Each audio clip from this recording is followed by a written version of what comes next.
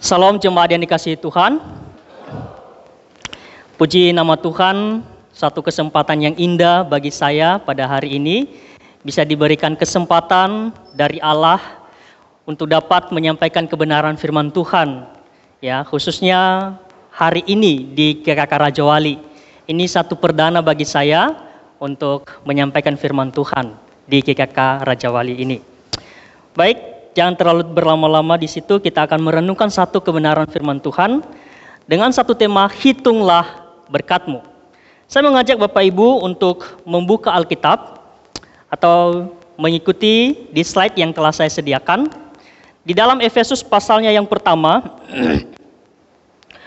Efesus pasal pertama ayat 3 sampai ayatnya yang ke-8. Beginilah firman Tuhan. Dengan perikop kekayaan orang-orang yang terpilih.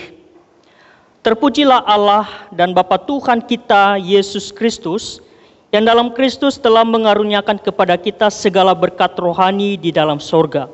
Sebab di dalam Dia Allah telah memilih kita sebelum dunia dijadikan, supaya kita kudus dan tak bercacat di hadapannya. Dalam kasih Ia telah menentukan kita dari semula oleh Yesus Kristus untuk menjadi anak-anak-Nya, sesuai dengan kerelaan kehendak-Nya, supaya terpujilah kasih karunia-Nya yang mulia, yang dikaruniakannya kepada kita di dalam Dia yang dikasihinya. Sebab di dalam Dia dan oleh darah-Nya, kita beroleh penebusan, yaitu pengampunan dosa menurut kekayaan kasih karunia-Nya, yang dilimpahkannya kepada kita dalam segala hikmat dan pengertian. Amin untuk pembacaan firman Tuhan. Bapak Ibu yang dikasihi Tuhan, ada seorang tokoh yang bernama Stanley Tam. Stanley Tam ini adalah seorang bisnis dari Amerika yang bangkrut beberapa kali usaha. Kemudian saudara, dia mau berubah untuk mengubah usahanya, pengen memiliki usaha plastik. Tetapi saudara, dia berpikir karena beberapa dari temannya itu juga sama-sama usaha plastik, bisnis plastik, tetapi tetap juga bangkrut atau tidak berhasil. Kemudian Stanley Tam ini saudara, dia berdoa kepada Tuhan. Dia mengatakan, Tuhan tolong berkati usaha saya ini. Jika Tuhan memberkati usaha saya ini, saya berjanji untuk setia kepada Tuhan. Termasuk di dalamnya apa yang menjadi hak Tuhan, yaitu memberikan persembahan persepuluhan. Saudara, ketika hal itu telah dia sampaikan kepada Tuhan, lalu dia memulai usahanya, yaitu usaha plastik. Di situ Tuhan memberkati usahanya, sehingga dia memberikan persembahan persepuluhan kepada Tuhan. Tuhan terus memberkati dia, saudara. Kemudian dia mengatakan, Tuhan, tidak adil kalau hanya 10% saja saya berikan kepada Tuhan. Saya mau menaikkan menjadi 20% untuk Tuhan.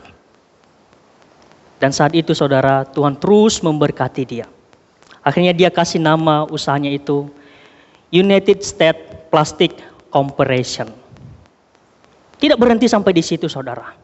Tuhan terus memberkati dia.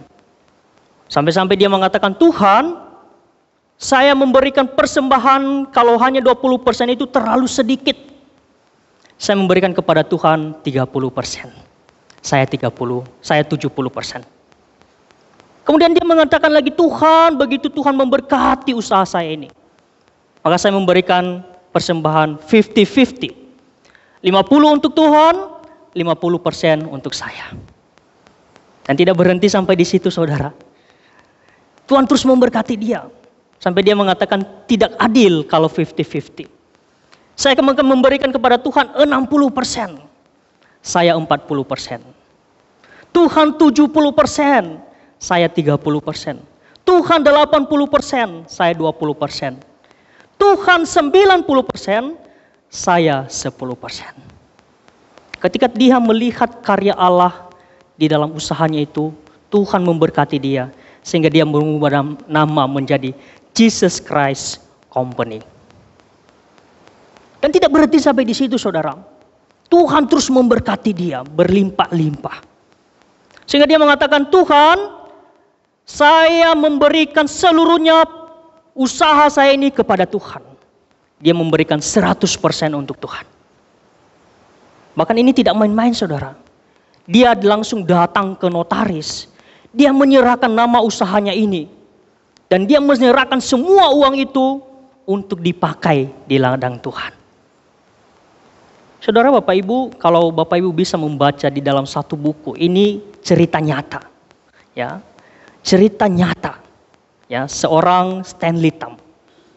Ini judulnya ini God Owns My Business.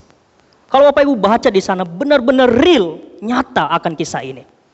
Dan pasti kita bertanya, bagaimana bisa Stanley Tam ini menyerahkan semuanya 100%? Mustahil bukan? Tidak mungkin. Tetapi Stanley Tam itu, dia masih bekerja sebagai seorang karyawan. Dan terus dia persembahkan kepada Tuhan. Bapak Ibu yang dikasihi Tuhan, kalau kita melihat kehidupan Stanley Tam ini, kita melihat akan karya Allah. Kita kagum dengan apa yang Tuhan berikan bagi dirinya. Tetapi Bapak Ibu yang dikasihi Tuhan, dia menyadari ketika Tuhan memberkati dia juga menyadari hidupnya itu bukan untuk dirinya sendiri, tetapi milik Allah, milik Tuhan. Sehingga hidupnya itu dia persembahkan juga untuk Allah, dipakai di ladangnya. Bapak Ibu yang dikasihi Tuhan, seringkali kita sibuk menghitung berkat berdasarkan angka yang ada bagi kita saat ini. Baik itu uang, gaji, aset, properti, dan lain sebagainya. Tapi kita lupa akan berkat terbesar yang telah Tuhan berikan bagi kita. Bukan soal materi saja, tetapi ada berkat rohani yang telah Tuhan berikan bagi diri kita. Ya, seperti yang dikatakan di dalam pasal yang pertama ayat 3. Terpujilah Allah dan Bapa Tuhan kita Yesus Kristus, yang dalam Kristus telah mengaruniakan kepada kita segala berkat rohani. Terpujilah Allah dan Bapa Tuhan kita Yesus. Jadi Allah telah mengaruniakan sebenarnya kepada kita segala berkat rohani itu. Tapi sebagai pertanyaan, adakah kita menyadari berkat rohani itu yang Tuhan berikan bagi kita? Adakah kita menyadari berkat rohani itu apa yang telah Tuhan berikan dalam hidup kita? Ada yang tahu kira-kira berkat rohani apa yang Tuhan berikan bagi kita? Ada yang bisa tebak? Nah, ada yang jawab nafas, ya. Bukan hanya itu, banyak, ya. Dan di dalam teks ini kita akan belajar dua hal, dua poin yang akan kita pelajari. Poin yang pertama yaitu bahwa Allah telah memilih kita sejak semula. Mari kita perhatikan di ayat 4 sampai ayatnya yang kelima. Di situ dikatakan, sebab di dalam Dia Allah telah memilih kita sebelum dunia dijadikan, supaya kita kudus dan tak bercacat di hadapannya. Dalam kasih Ia telah menentukan kita dari semula oleh Yesus Kristus untuk menjadi anak-anaknya sesuai dengan kerelaan kehendaknya. Bapak Ibu yang dikasihi Tuhan, kalau kita melihat bahasa asli kata memilih, ya, itu bahasa Yunaninya itu eklegomai. Ya, kalau bahasa Latin diterjemahkan sebagai eligere atau election. Dan dalam bahasa teologinya itu predestinasi namanya. Jadi kata di sini, ya, kalau kita melihat bahwa Allah sejak dari dulu, bahkan sebelum dunia dijadikan, Allah telah memilih kita. Ya, Allah telah memilih kita. Bahkan kata memilih di sini itu berarti memilih dengan penuh kasih, dengan penuh anugerah dari Allah. Bahkan di dalam teks ini Rasul Paulus kembali memberikan kita satu penjelasan bahwa Allah telah memilih kita sejak semula, sebelum dunia dijadikan. Dan ini satu tindakan Allah dari kekal, bahwa Allah telah memilih kita. Dan ini pemilihan tanpa syarat. Allah memilih kita di dalam Kristus, Bukan karena kita baik, bukan karena kita suci, atau lebih benar, atau lebih suci dari orang lain. Kita dipilih oleh karena kasih karunia Allah, inisiatif Allah sendiri. Sebagaimana di dalam Yohanes pasalnya yang ke-15 ayat 16. Bukan kamu yang memilih aku, tetapi akulah yang memilih kamu. Saudaraku yang dikasihi Tuhan, ayat ini juga khususnya di ayat 4. Ya, pada waktu itu banyak diperdebatkan di abad keempat oleh para teolog. Khususnya teolog yang bernama Pelagius dan Agustinus. Pelagius ini adalah lawan dari Agustinus yang menentang terkait pemilihan atau predestinasi. Pelagius mengatakan bahwa manusia memiliki kehendak bebas dan bebas memilih untuk menjadi baik ataupun jahat berdasarkan kekuatan moral mereka sendiri, bukan karena campur tangan Tuhan. Sedangkan Agustinus menekankan, saudara, bahwa keselamatan bergantung sepenuhnya pada anugerah Allah dan kedaulatan serta kehendak Allah sendiri, bukan pada perbuatan dan kelebihan manusia itu sendiri. Dan di abad ke-16, seorang tokoh yang kita kenal yaitu John Calvin juga mengatakan bahwa mengembangkan doktrin pemilihan tanpa syarat ini, yang menegaskan bahwa Tuhan secara aktif memilih sebagian orang untuk diselamatkan, bukan karena kebaikan, bukan karena usaha mereka, melainkan semata-mata karena kasih karunia Allah dan anugerah Allah serta kehendaknya sendiri.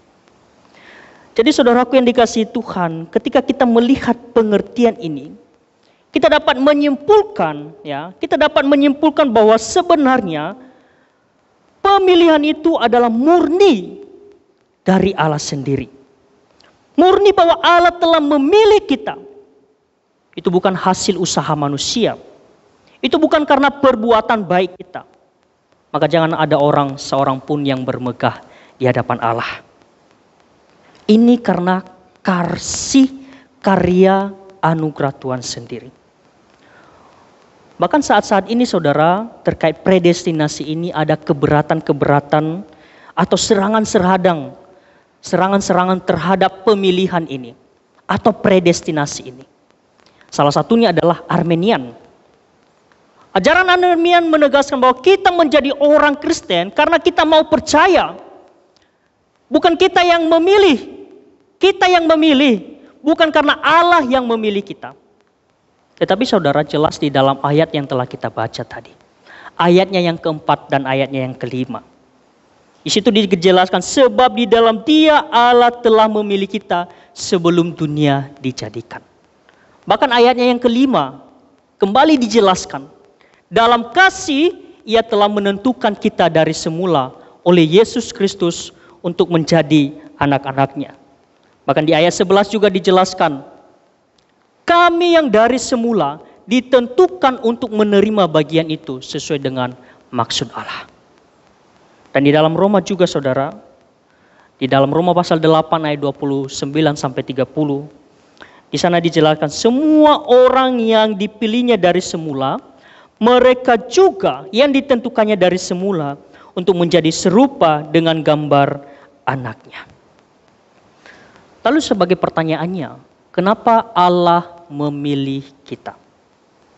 Kenapa Allah memilih kita? Jawabannya kita bisa melihat di ayatnya yang kelima dan ayatnya yang keempat dan ayatnya yang kelima. Di situ dijelaskan bahwa supaya kita kudus, tak bercacat, dan menjadi anak-anak Allah. Kata kudus di sana, kata kudus itu merupakan status kita. Berarti hidup terpisah dari dunia ini. Tidak mengikuti pola dunia yang penuh dalam dosa ini. Kita benar-benar meninggalkan hal itu. Terlepas dari dunia yang penuh dosa itu. Tetapi hendaknya kita penuh hidup di dalam kekudusan. Di dalam 1 Petrus pasalnya yang pertama ayat 15 sampai 16. Firman Tuhan menjelaskan. Tetapi hendaklah kamu menjadi kudus di dalam seluruh hidupmu, sama seperti Dia yang kudus, yang telah memanggil kamu. Sebab ada tertulis, kuduslah kamu, sebab aku kudus. Kemudian yang kedua, bahwa tidak bercacat. Tak bercacat ini dalam arti ketika kita melakukan dalam setiap pekerjaan, di dalam rumah tangga, hobi kita, hendaknya tidak bercacat, apalagi di dalam pekerjaan. Tidak korupsi Bapak Ibu. Benar-benar kita bertanggung jawab. Bukan hanya korupsi uang, tidak korupsi waktu juga. Ya. Benar-benar kita menjaga diri supaya Tuhan memperkenankan kita untuk datang hadir menyembah Allah. Sebagaimana di dalam Roma pasal yang ke-12 ayat pertama. Karena itu saudara-saudara, demi kemurahan Allah, aku menasihatkan kamu supaya kamu mempersembahkan tubuhmu sebagai persembahan yang hidup, yang kudus dan yang berkenan kepada Allah. Itu adalah ibadahmu yang sejati. Maka di dalam 1 Korintus pasal 10 ayat 31, aku jawab, jika engkau makan atau jika engkau minum, dan jika engkau melakukan sesuatu yang lain, lakukanlah semuanya itu untuk kemuliaan Allah. Dan hal yang ketiga, tujuan Allah memilih kita yaitu supaya kita menjadi anak-anak Allah. Ini identitas baru kita. Ini identitas yang Tuhan berikan bagi kita. Ya, supaya kita benar-benar menjadi anak-anak Allah yang telah dipanggilnya sebagai hak warisan Allah. Menjadi hak milik Allah. Inilah yang sebenarnya membawa hidup kita berbeda arah dengan dunia ini. Dan ini membawa hidup kita untuk menjalankan apa yang Tuhan firmankan, apa yang Tuhan kehendaki. Supaya tidak sama dengan dunia ini.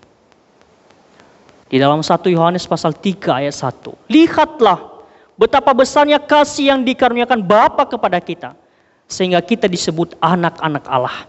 Dan memang kita adalah anak-anak Allah. Karena itu dunia tidak mengenal kita, sebab dunia tidak mengenal Dia.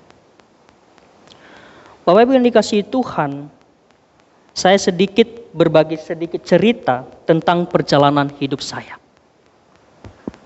Waktu saya masih SMP, ya, saya memiliki cita-cita yang bagi saya dulu itu mulia bagi saya. Saya pengen menjadi seorang abdi negara. Menjadi seorang TNI. Meskipun dulu itu saya melihat tubuh saya pendek gitu ya. Pasti tidak bakalan bisa. Tapi Bapak Ibu, saya berjuang keras. Ya, sepulang sekolah saya berlari 10 sampai 20 km. Bahkan saya setiap hari juga berenang di laut. Dan sampai sekarang tidak tinggi-tinggi ya. Ya, saya berjuang keras Bapak Ibu. Melatih tubuh saya, melatih otot saya, semuanya supaya benar-benar ketika nanti dites, saya merasa diri pasti akan lolos. Ketika waktu 2010, 11, 2012, ya 2013 saya ukur tubuh saya, tingginya 164. Wah, ada harapan dong gitu kan. Karena dulu itu diterima TNI itu kalau nggak salah 163. Ya udah saya berjuang terus, berjuang. Namun Bapak Ibu, rencana Tuhan berbeda. Ya, di tahun 2012 saya mengalami musibah kecelakaan. Kalau Bapak Ibu melihat di sebelah kanan kepala saya ini ada goresan. Ya, ini bekas kecelakaan. Dan saya tidak mungkin cerita panjang lebar di sini terkait hal ini. Saya kecelakaan mengalami musibah saudara. Tulang kepala saya ini pecah. Sampai-sampai 5 kali operasi. Ya, 5 kali operasi. Dan pastinya semua cita-cita yang telah saya rencanakan itu dengan begitu kerja keras yang tadinya hasilnya runtuh seketika. Runtuh. Bahkan saya tidak bersemangat lagi. Saya merasa bahwa hidup saya ini tidak lagi ada harapan. Bahkan saya merasa bahwa ngapain lagi hidup di dunia ini. Lebih baik meninggal saja, mati saja, sudah. Bahkan saya merasa udahlah, ngapain menjalani hidup ini. Ngapain juga harus mau kuliah lagi ke depan. Ngapain lagi harus memandang Allah. Mungkin awalnya saya menyalahkan Tuhan di dalam hal itu. Tetapi saudaraku yang dikasihi Tuhan, di tengah kegelapan itu, saya mulai melihat sesuatu yang sebelumnya tidak saya sadari. Itu apa? Tentang kasih, anugerah, dan pertolongan Tuhan. Saya menyadari akan hal itu. Ketika saya menyadari, saya mengatakan, saya ada saat ini oleh karena anugerah Allah. Saya masih hidup saat ini oleh karena pertolongan Tuhan.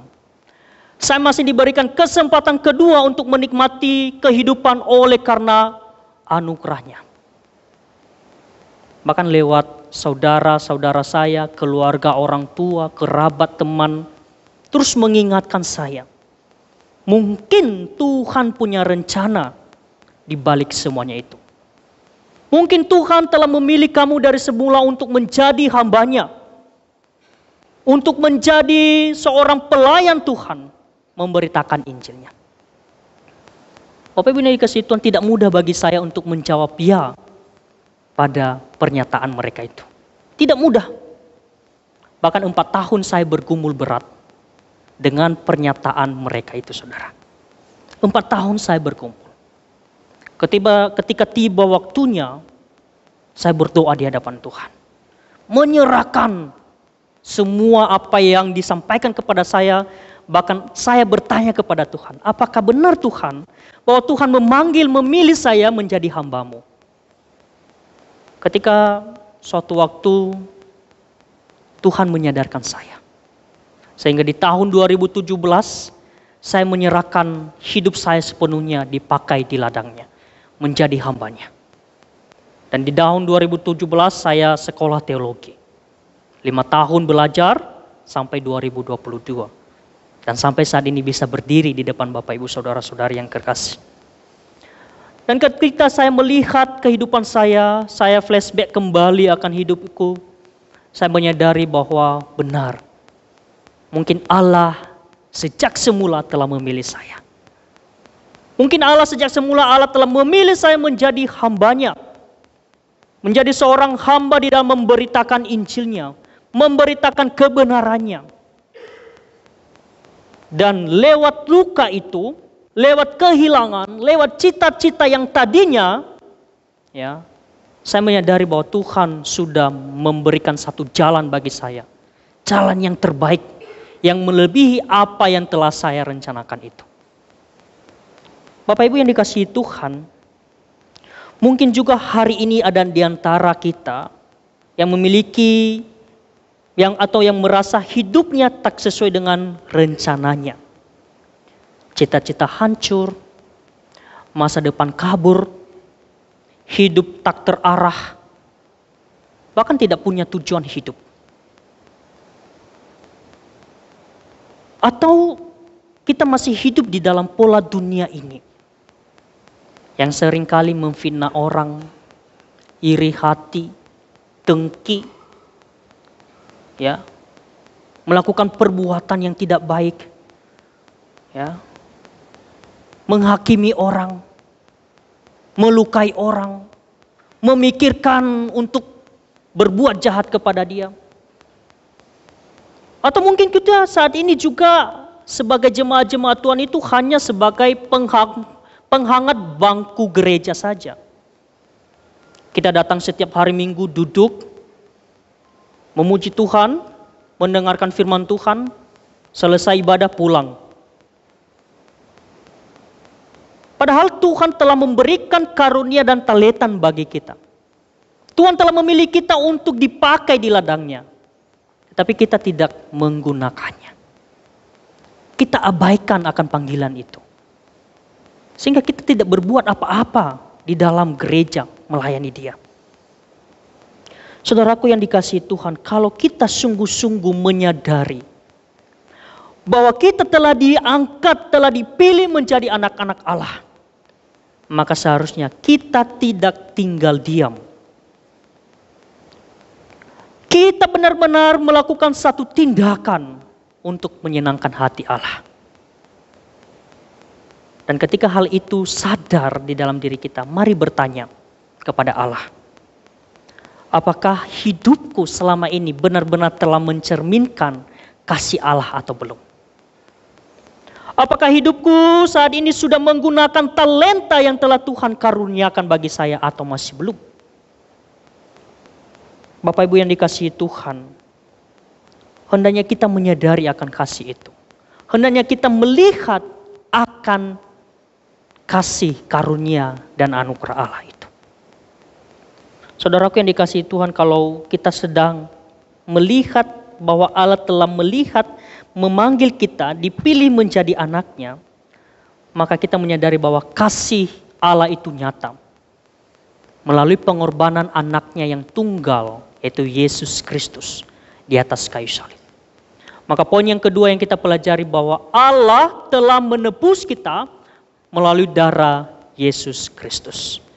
Di ayat yang ke-7 dan ke-8 firman Tuhan berkata, sebab di dalam Dia dan oleh darahnya kita beroleh penebusan, yaitu pengampunan dosa menurut kekayaan kasih karunia-Nya yang dilimpahkannya kepada kita dalam segala hikmat dan pengertian. Saudaraku yang dikasihi Tuhan, penebusan di sini artinya pembebasan yang dilakukan melalui pembayaran tebusan. Dalam arti bahwa satu hal yang pasti, bahwa tidak ada pengampunan tanpa penebusan. Saudara, dari dulu ya, ada 3 masalah besar yang sampai saat ini tidak dapat terselesaikan oleh manusia. Yaitu apa? Kejahatan, penderitaan, dan kematian. Dulu manusia kalau berpergian itu jalan kaki, bahkan naik kuda. Sekarang kalau orang berpergian itu naik mobil, naik pesawat, bahkan bisa keluar angkasa. Ya, dulu kalau manusia berkomunikasi itu sangat sulit, tetapi sekarang berkomunikasi itu sangatlah gampang. Asal ada data seluler, internet, wifi, kita bisa menjangkau. Tetapi bagaimana dengan hal ini? Ya, bagaimana dengan penderitaan, kejahatan, dan kematian ini? Bagaimana bisa diselesaikan? Alkitab mengatakan akar semuanya itu adalah konsekuensi dari kejatuhan manusia di dalam dosa. Maka dosalah yang harus dibereskan terlebih dahulu. Sebagai pertanyaannya, bagaimana manusia bisa lepas dari dosa? Bagaimana manusia bisa lepas dari hukuman Allah itu? Yaitu melalui salib Kristus. Melalui kematiannya di atas kayu salib. Melalui penebusan. Itu yang membawa kita kembali menghadap hadirat Allah. Ya, ini adalah berkat rohani saudara yang luar biasa.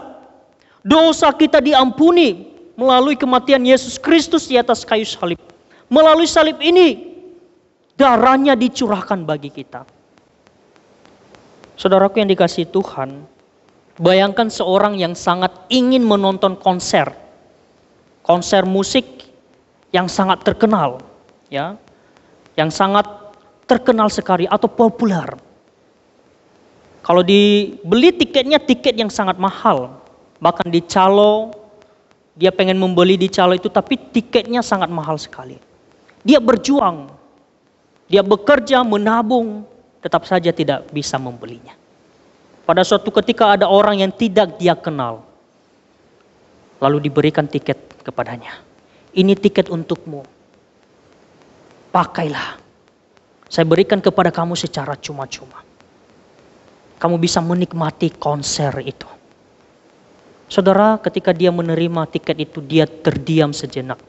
Dia duduk sejenak. Melihat bagaimana ada orang yang baik bagi dirinya. Dan dia tidak membayar sepersen pun. Dia hanya mengatakan terima kasih Tuhan. Dan dia penuh dengan ucapan syukur. Menikmati kesempatan untuk mengikuti konser itu. Begitu pula saudara dengan pengampunan yang telah kita terima dari Allah. Kita tidak bisa membayarnya dengan uang. Harta kita. Bahkan barang-barang mahal yang kita miliki saat ini. Tidak bisa kita bayar. Kita tidak bisa membelinya. Bahkan pengampunan yang kita terima juga bukan seperti gereja Roma Katolik pada waktu itu 500 tahun yang lalu. yang menjual surat penghapus dosa atau disebut sebagai indulgensia. Ya. Dalam hal ini Martin Luther berdiri menantang hal itu karena tidak sesuai dengan kebenaran firman Tuhan. Dan dari situlah lahir gerakan besar yang kita kenal saat ini, yaitu Hari Reformasi atau Reformasi Gereja. Dan bukan bulan ini, ya, tepatnya di bulan Oktober kita memperingati 508 tahun Hari Reformasi. Reformasi gereja. Ini membawa kita, mengingatkan kita bahwa penebusan yang kita terima itu hanya oleh anugerah Allah. Melalui Yesus Kristus di atas kayu salib. Dan semangat reformasi ini bukan saja sekedar sejarah, tetapi pengingat bagi kita bahwa penebusan dan pengampunan dosa hanya ada di dalam Yesus Kristus. Itu bukan hasil usaha manusia. Sebagaimana di dalam firman-Nya, Kolose pasalnya yang pertama ayat 14. Di dalam Dia kita memiliki penebusan kita, yaitu pengampunan dosa. Bahkan di dalam Efesus pasal 2 ayat 8 sampai 9. Sebab karena kasih karunia kamu diselamatkan oleh iman, itu bukan hasil usahamu, tetapi pemberian Allah. Itu bukan hasil pekerjaanmu. Jangan ada orang yang bermegahkan diri. Jika demikian saudaraku yang dikasihi Tuhan, setelah kita memahami betapa besarnya karunia, kasih dan anugerah Allah yang telah diberikan bagi kita, bagaimana seharusnya kita hidup di dalamnya, sehingga kita disebut sebagai anak-anak Allah yang kudus dan tak bercacat di hadapannya.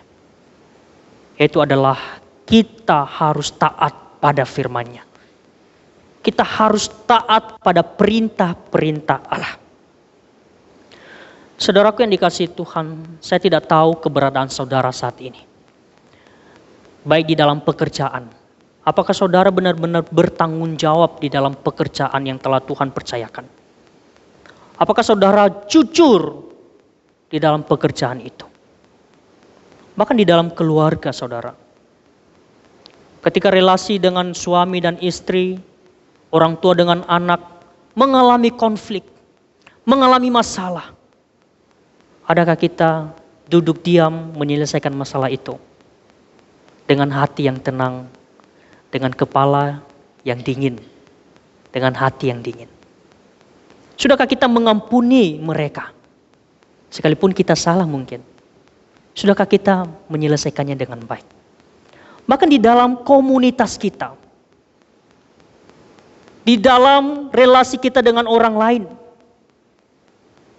ketika kita ada di dalam komunitas, apakah kita sudah menjaga hati mereka dengan baik? Tidak menyakiti hati mereka, tidak melukai hati mereka. Sudahkah kita menggambarkan kasih Kristus di dalamnya?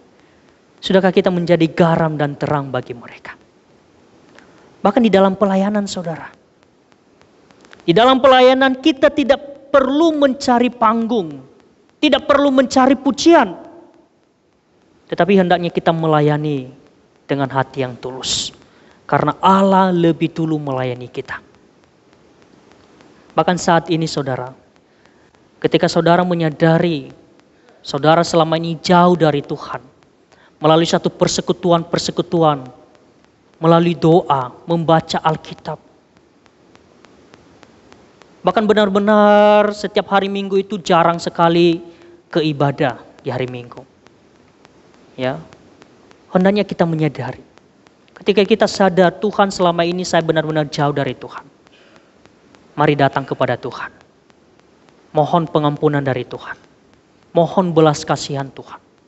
Supaya Tuhan kembali menuntun langkah saudara. Semakin diarahkan ke jalan yang benar.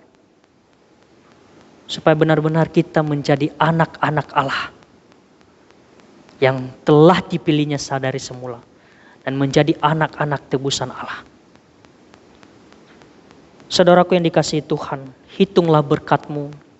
Bukan dengan menghitung apa yang ada di tangan-Mu. Melainkan menyadari betapa kayanya kita di dalam Kristus. Kita dipilih sejak semula. dan ditebus oleh darahnya yang mahal.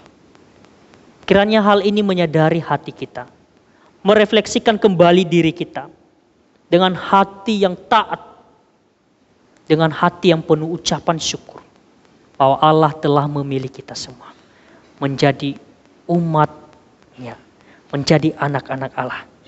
Dan kiranya iman kita semakin hari semakin bertumbuh. Iman kita yang teguh kepadanya. Dan kasih yang nyata melalui perbuatan kita kepada orang-orang yang tidak mengenal Allah. Bahkan orang-orang di luar sana dimanapun kita berada. Sekiranya kita bisa menjadi garam dan terang bagi mereka. Sekiranya firman Tuhan ini dapat menolong kita, dapat mengingatkan kita kembali, dan dapat membawa kita semakin mengenal Allah. Mari kita berdoa. Bapa di dalam kerajaan surga, kami bersyukur bahwa Tuhan memampukan